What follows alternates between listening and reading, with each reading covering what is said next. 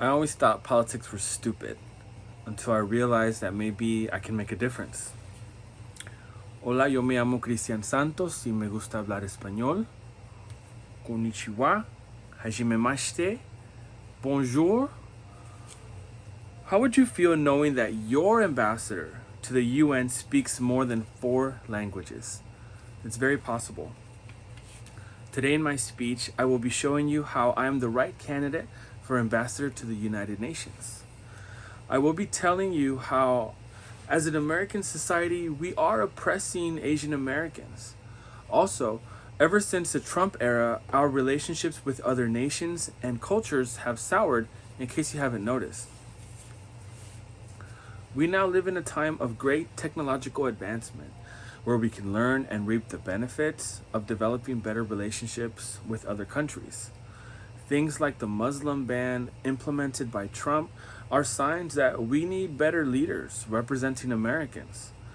Communication is key, so please open up your ears for a little bit and let this information sink in. So, for my first problem, stop Asian hate. According to the Pew Research Center, 1 in 5 US Asians cite former President Donald Trump as one of the reasons for the rise in violence against Asian Americans. This means that due to his rhetoric that he uses, such as words like the China virus, his followers may make the ignorant decision to place a blanket blame on Asians regarding the origin of COVID-19. A 40-year-old woman in the same Pew Research article states, and I quote, 4 years of Trump has normalized racism and bullying. His continual example of blaming Asians for coronavirus is allowing people to openly discriminate against Asians, end quote. With your Senate votes and a presidential nomination, I, as your UN ambassador, will make a priority to seek justice for those hate crimes committed against Asians in our country and build a cohesive relationship between us and Asian leaders across the Pacific Ocean. Now that I mentioned the problem of having to rebuild tragedies left behind regarding Asian hate crimes, I want to make it clear of my absolute emphasis to fix these relationships within the scope of my career as your ambassador. In a post 9/11 America, Muslims have been collectively associated with terrorism for years now. Americans have consumed media headlines perpetuating this association as well. And now you have that stereotype repeated within the American psyche by, you guessed it, former President Trump yelling, and I quote, "I think Islam hates us," end quote.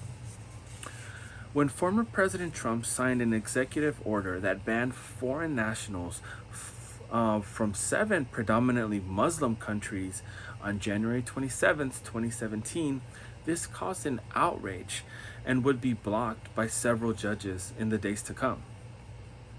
In an article found on NBCnews.com, a story is shared about a Syrian family who tells us, and I quote, "Those 4 years, the amount of psychological trauma and stress that caused us, it's going to stay with us," end quote.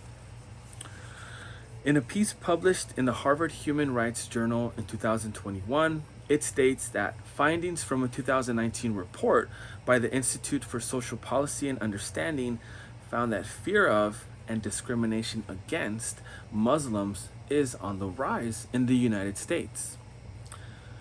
As terrorist events occur and elected officials speak negatively of Muslims, so will discriminatory offenses rise and impact those associated ethnic communities quite unfairly. My plan includes learning Arabic and nurturing relations between us and Muslim countries as your UN ambassador. Now, to conclude my speech on how I will be the best candidate for ambassador to the UN in pursuit of being an upstanding intercultural communicator, I want to reiterate my favorite saying, which is communication is key. Today in my speech, I went over how there has been a rise in violence against Asian Americans and how I want to be part of the fight to stop that alongside you. Additionally, I talked about the great deal of prejudice that Muslim and Arab communities must face and how we must embrace those who wish to be part of the American dream and not turn our backs on them. The ultra-racist and bigot of an organization formerly known as the Trump administration has made unnecessary advances in an attempt to make life more difficult and harder on these sets of communities. I stand here wanting to make a difference. You should vote for me because I am tenacious and I'm a polyglot, which means I know 3 languages or more. I'm learning Japanese and Arabic, and to say that I love languages is an understatement. The fostering of human relationships is what I live for. My college degree is in communication studies with an emphasis on intercultural communication. As your UN ambassador, I can be gentle and firm when the situation calls for it.